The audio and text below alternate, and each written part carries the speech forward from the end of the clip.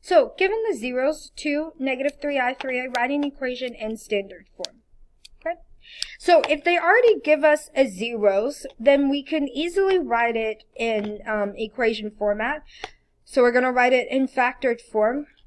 So, if this is a negative 2, when I write it as a factor, that's x minus 2. And then this is negative 3i, so that's x plus 3i. So remember, it just changes sign. So if this is a positive 3, when I plug it into factored form, that's minus 3i. Okay, so that's the first part. So this is my equation in factored form. But we want it in standard form. So that basically just means we're going to get rid of the parentheses. So in order to do that, I'm going to distribute.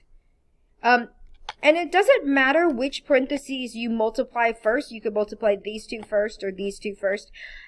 I'm going to multiply these two first together because it has an I here. So I want to get rid of that first. So I have x times x, which makes x squared. X times negative 3i, so I'm going to say that's negative 3ix. 3i times x, so that's positive 3ix. And then I have 3i times negative 3i, so that's negative 9i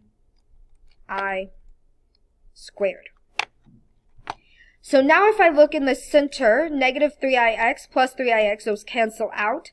So I just have x squared minus 9i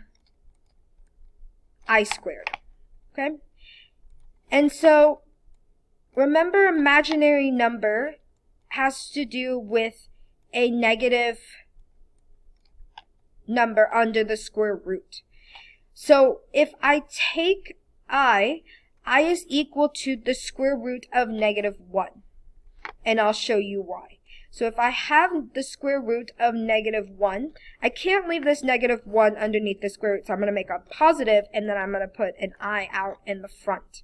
But I know the square root of 1 is 1, so that's 1i, or just I. So now if I have I squared,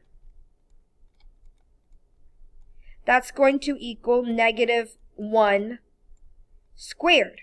Well, the square root and the squared cancel out, so I'm just left with negative 1. So that means that I squared is equal to negative 1. So I have I squared here, so I'm going to replace that with negative 1. So I have x squared minus 9 times negative 1. Well, negative 9 times negative 1 is x squared plus 9. And then all I'm going to do is bring down this last parentheses, which is x minus 2. And so now I'm going to multiply these two parentheses together. So x times x squared is x cubed. X times 9 is 9x. Negative 2 times x squared is negative 2x squared. Negative 2 times 9 is negative 18.